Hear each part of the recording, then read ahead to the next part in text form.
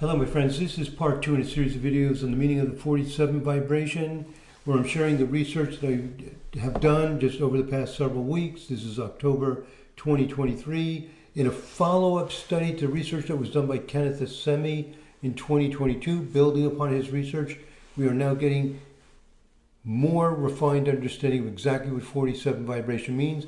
I'm going to go over the 4 people who have the strongest 47 vibration when we put it through the database of tens of thousands of people.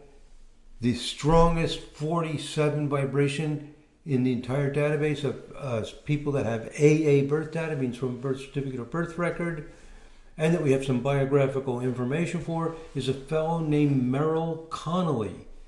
Who is Merill Connelly? Did a lot of different things. He was an actor, an American actor. He also was a judge. Wow. An actor, an administrative judge, and he was a rancher. Wow. So this guy's covered a lot of territory. He was a team leader and involved in filming the movie Close Encounters of the Third Kind. I think almost everybody knows that movie.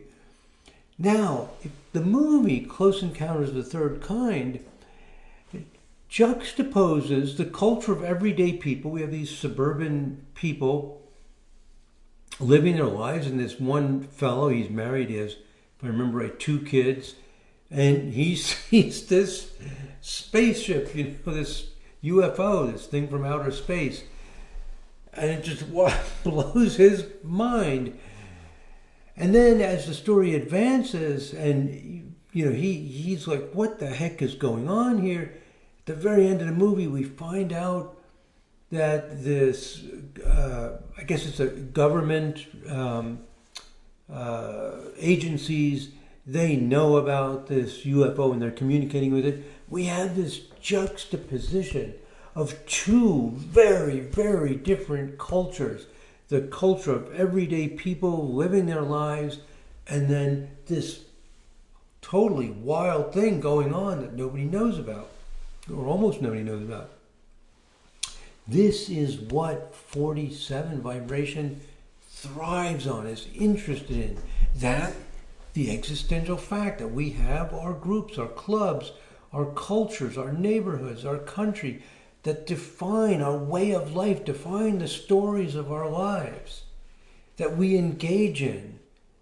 So depending on what neighborhood, what culture, what country you're in, you develop different life stories.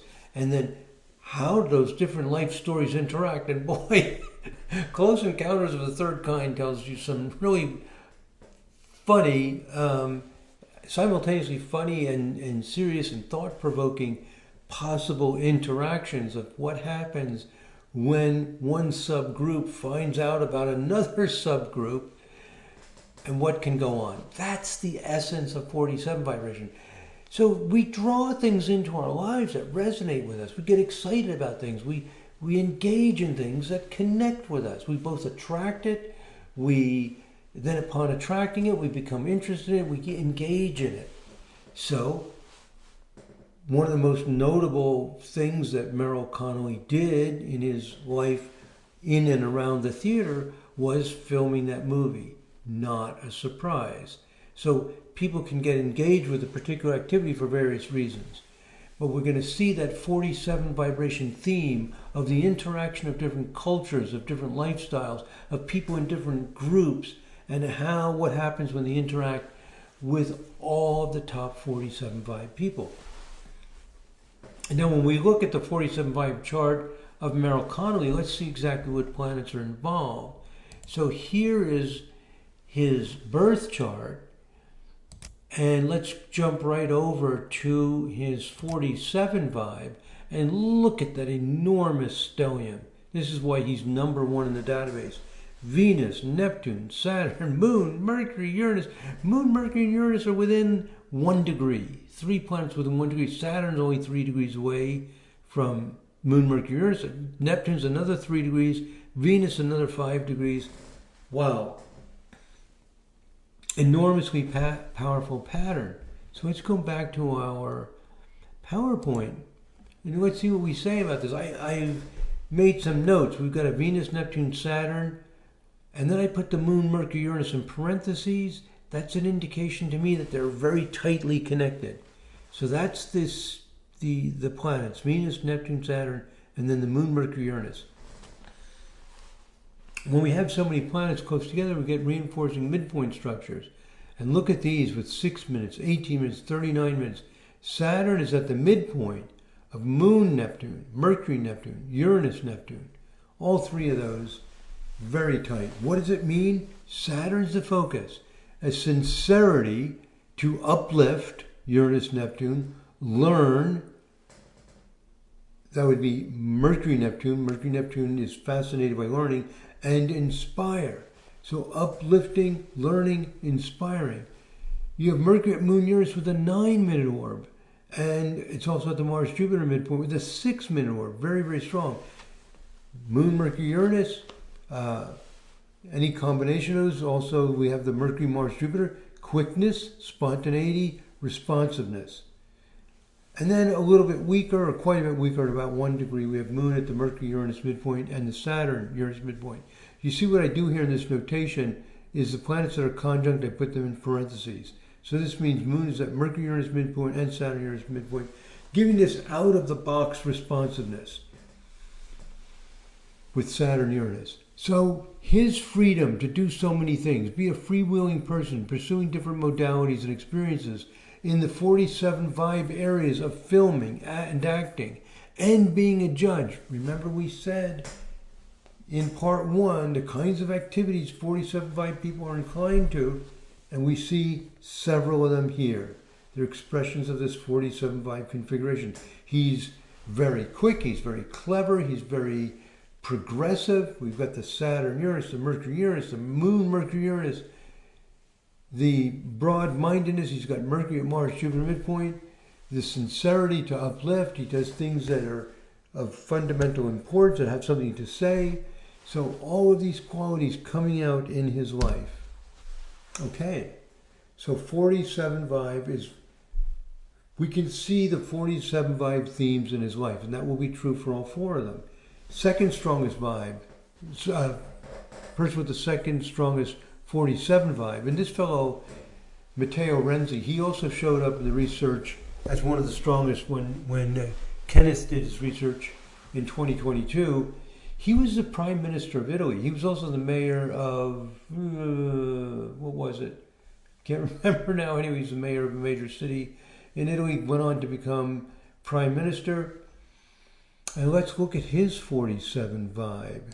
Go into the program, and Matteo Renzi, there's his birth chart. You can pause the video if you want to look at that for a while. And here's his 47 vibe, and again, the huge stellium. Uranus, Moon, Pluto, Saturn, Mercury, Neptune. Moon, Pluto, and Saturn within about 1 degree. Again, we have 3 planets within 1 degree, and we're going to have reinforcing midpoint structures. Okay, going back to our PowerPoint.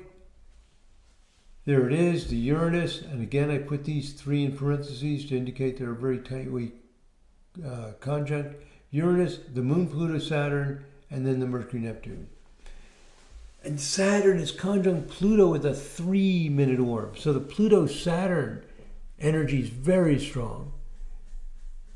And we don't have as many midpoint structures as we did for the first person, but we do have Moon at Saturn-Uranus and Pluto-Uranus midpoints with about a 0.5 degree orb. What does it mean?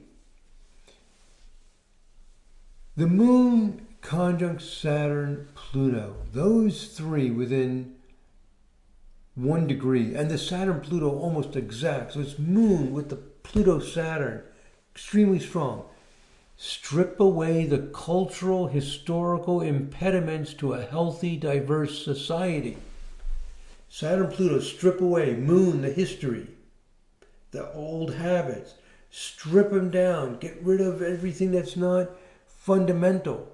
This is all in 47 vibe, means you're stripping down what's going on in each subculture, each of the groups, all of the neighborhoods, getting rid of the waste,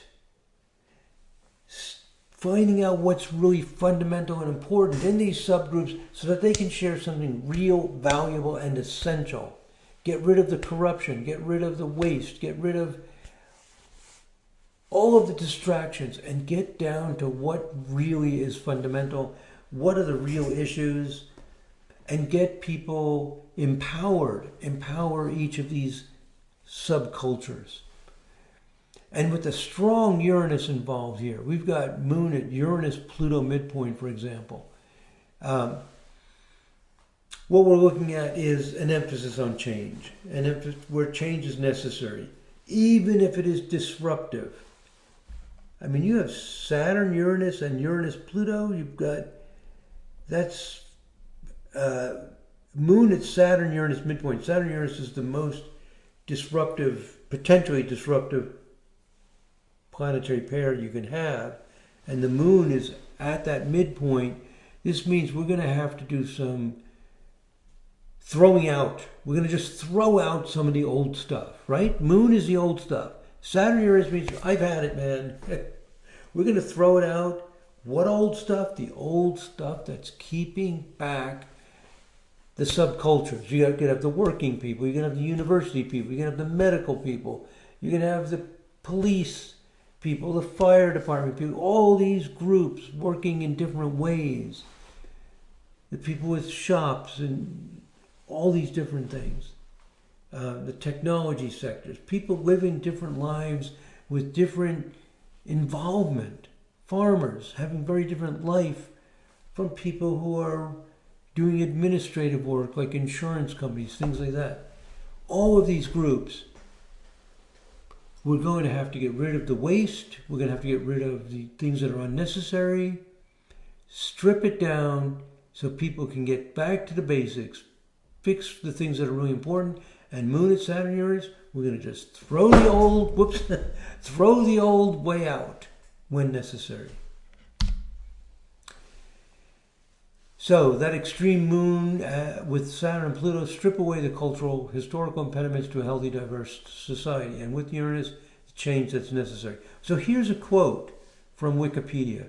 While in power, Renzi's government implemented numerous reforms, okay, we're not surprised, including changes to the Italian electoral law, a relaxation of labor and employment laws, so laws that might be constraining that subgroup of the workers, the fundamental workforce, with the intention of boosting economic growth, a thorough reformation, the word reform, of the public administration, the simplification of civic trials, okay? The Moon Saturn is simplifying government activities, trials, introduction of same-sex civil unions. Now think about that, same-sex civil unions. What he's saying is that people who are same-sex orientation, lesbian and gay communities, they need to have their community. You need to preserve the integrity of these different groups and give them power. Give each group their power. People have different lifestyles. It's a fact. Some people are heterosexual, some people are homosexual. What do we do about it? We empower all of these groups to affirm their identity, be proud of their identity, and participate, just like any other group. So he's preserving it and enhancing and supporting. This is what 47.5 is about. It's all about that Venn diagram. Get each of those communities working well, and when they need to interface well. Abolition of many small taxes. Simplification, stripping away, getting down to what really needs to happen. So I see these policies of Matteo as expressions of his drive for a healthy, diverse society. Remember, 47.5 loves diversity. He loves especially the diversity of keeping different groups, different subcultures. We need these subcultures. We do not want to obliterate them. We do not want to weaken them. We want to strengthen the differences. of these groups so that they have more to contribute. The same-sex civil union is an example of this. The goal of this demographic group has its own union that interacts with other groups in positive ways. Here's another quote. When he was mayor of one of the major cities in Italy, he halved the number of city councilors. There's some stripping down. Installed 500 free Wi-Fi access points across the city, empowering the people for what they need to do. He reduced kindergarten waiting lists by 90% and increased spending on social welfare programs in schools. So this is the kind of thing we expect. Here we see Renzi's interest in empowering different social groups. However, Renzi was not always seen as a person who was fair and generous, as we'll talk about on this next slide. Listen to this. He calls Renzi greedy. So it's not all pretty. I mean, the popular opinion of Renzi is not all sounds so nice and wonderful, what we said on the previous slides. Well, let's read this criticism of Renzi, because it also shows some of the 47 vibe dynamics at work. Renzi's kind of greed is different. He is not in search of money, but of power and political fame. That's interesting. So this person says that Renzi is in search of power and political fame, with a power which is getting more and more absolute. Renzi has already been called the demolition man, since he wanted all old politicians to retire. That's just what I was talking about. Throw out the old. He takes the old politicians and throws them out. Now this fellow is saying he's doing it for political power. That would certainly look that way, wouldn't it? I mean, if I just try to throw out all the old the politicians who've been there for many years, well, it looks like I'm trying to gain power. But actually, looking at it from the point of view of vibrational astrology, it's probably not so much that he wanted power as he wanted the reform. He wanted the progressiveness. He wanted to make some radical changes. Well, you could say that that's power, but it's not power for power's sake. It's not power for, so I can be powerful. It's to remove the old. Moon at Saturn, Uranus. I mean, literal. Moon is the past. Saturn, Uranus means shake it up. Get free, get serious about what we really need to do, often disruptive. And to carry on with this criticism of Matteo Renzi, without making any kind of difference between personal characteristics and only age as a criterion. So the older politicians, you just want to get rid of them. Result, Renzi swept away not only many of his rivals, but also people who had a long experience with the concrete and complex problems of the country. Out with the old and in with the new. Moon at Saturn, Uranus. Out with the old, in with the new. And he's comparing this to the story of the prince. But for Machiavelli, the prince should learn from older personalities and political models in order to act effectively and avoid mistakes of the past. Renzi ignores this valuable advice. So we're seeing Renzi involved in politics. He's involved in empowering the groups, same-sex civil unions, all this stuff, and being accused of just throwing out the old and just bringing in the new without respecting and appreciating and benefiting from the old. Moon at Saturn, Uranus, midpoint, exactly the kind of thing that often happens. Moon is the past, Saturn, Uranus means that out with it, reform it right now. So the interpretation I gave before, 47 vibration, change is necessary, even if it is disruptive change, is what's going on. Okay. Now, let's look at the third of these four strongest 47 vibe, and it's a fellow named Didier Motchane, a French politician active in the Socialist Party. Well, right there, two things that are consistent with 47 vibe. One is politics, because politics, among other things, is often involved in managing different subgroups, and Socialist Party sounds like a potential 47 vibe, because 47 vibe is interested in empowering each group and make sure that they can each grow and develop, which is one of the ideas of socialism. Whether it succeeds or not, we can all decide, but that's one of the concepts behind it. Now, what does Didier Motchane have? Let's look at his chart in his 47 vibe. There's his birth chart. And let's jump over to his 47 vibe chart. And we see again a huge stellium. Neptune, Uranus, and Jupiter, again, 3 planets within about a degree. This is what's driving up so many points, because you get more points the smaller the orb, as well as having a lot of planets. So Neptune, Uranus, Jupiter, another 3 degrees away we get Mars, another 8 degrees, so that's far, 7 to 8 degrees is Saturn, another 3 degrees is Mercury. So we have a very strong Jupiter, Uranus, Neptune, and then Mars, Saturn, Mercury. Okay, I don't want that. I want the PowerPoint, sorry. So here are my notes about it. We have some midpoint structures. They're not as strong as in the other charts. But let's go ahead and read about him.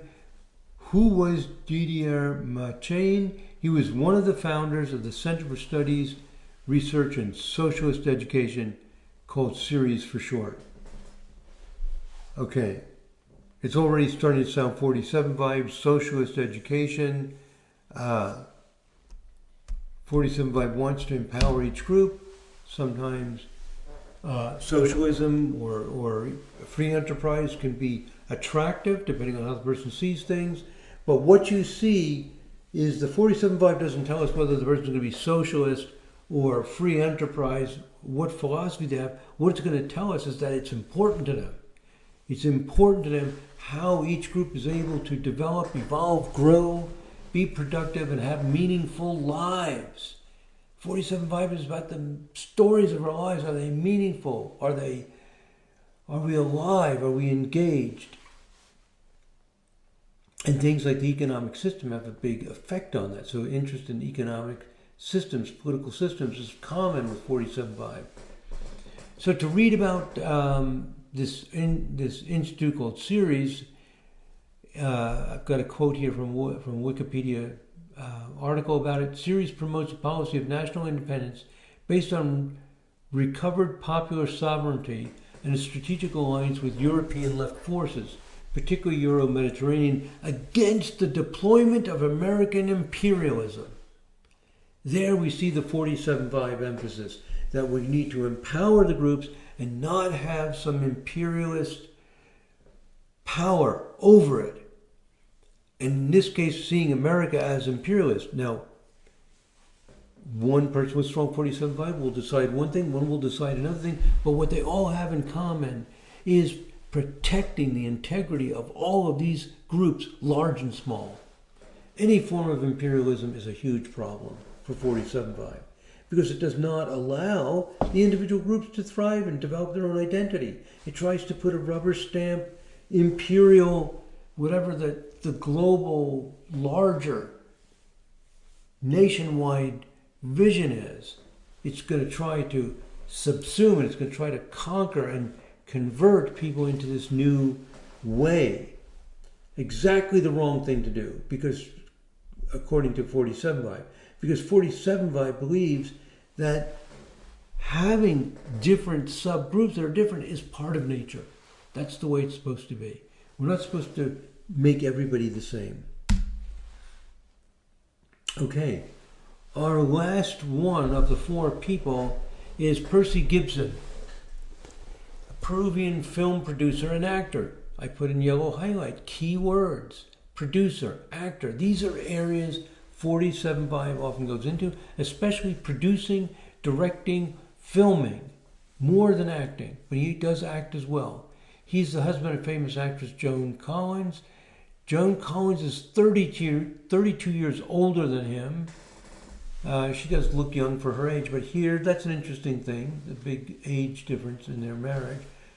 Marrying someone of a different generation or any other cultural differences might possibly be another tendency of 47 vibe. What does 47 vibe have to do with marrying someone of a different, lived in a different country or different age? because they grew up in a somewhat different environment with different inputs. This is exactly what 47 Vibe is interested in. 17 Vibe is also interested in it on a personal level. 47 Vibe is especially interested in how your personal story is affected by the context, by the nation you're in, the time you're in. So it's just interested, finds these things very, very interesting. So Percy Gibson, or anybody with strong 47 vibe, when they meet someone who has a different background, a different history, they're interested in it, and they're also especially interested in the social context that made it possible for it to be that way. So 47 vibe is often interested in specific cultures and also at different times. You have basically two things, time and space. You can be looking at either France versus Germany or one town versus another town that are near each other, or you could be looking at the same place at two different time periods and seeing how they compare and contrast. These are all things that 47 Vibe is interested in.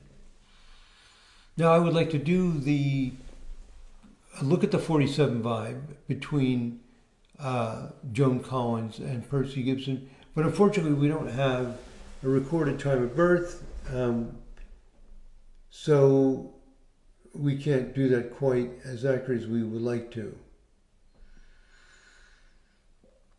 Okay, now there is another couple who have a big age difference.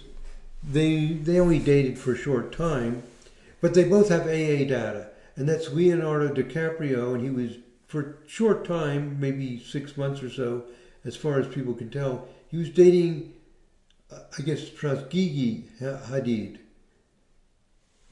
And it appears, from what I read, that they were dating from September 2022 to February 2023. We don't really know.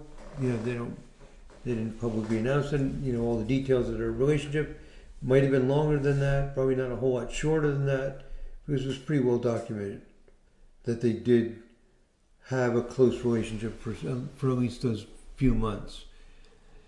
Now, here's an interesting thing. Let's look at their 47 Vibe chart. Again, why are we interested in, Leonardo DiCaprio's 47 Vibe? Because you happen to marry someone of a very different age, and we're guessing that might be something that 47 Vibe is inclined to, only because they're open to it, because they're not closed to it. So it could happen. I don't think 47 Vibe is going to marry people just to have different ages. But I think what happens is it doesn't mean that much to them in terms of potential problems. It can make the relationship kind of special because they both bring something new and fresh to each other that they're interested in, which is how their lifestyle developed within the context of the cultures that they grew up in. So here's Leonardo DiCaprio's 47 Vibe. I happen to notice that he has Venus trine Uranus. So Venus at almost 5 Aries and Uranus at 2.5 Leo. They're trine to each other with about a 2.5 degree orb. Okay. Over here. Okay. So we do have the birth charts of Leonardo DiCaprio and Gigi Hadid. They were, appears they were dating for at least a half year or so. Now, this is interesting. Our current theory on the most powerful compatibility relationships are vibrational charts of the composite chart. When we look at the composite chart of these two vibrational charts, this is what we get. So this is the composite chart, and then I ran the 47 vibration of the composite chart. So here it says 47th harmonic of, chart 1 is Leonardo's natal, and chart 2 is Gigi's natal. And this is the 47th harmonic of the composite chart. And when we look at this, look at that grand trine. Amazing. Venus, Uranus, Pluto. They both have strong Venus, Uranus, and 47 vibe. And it ties together with Pluto very, very tight, all within 1 degree in the 47 vibration chart of the composite chart, indicating the potential for excitement, spontaneity, a sudden attraction to each other as they discover the different worlds that they live in and the different things that they're accustomed to. So amazing that we do have this planetary configuration, which is extremely important for romance in the vibration of 47, which we now believe is associated with, you could say, short range travel, where you're traveling some relatively short distance. Okay. All right. So that's very, very interesting.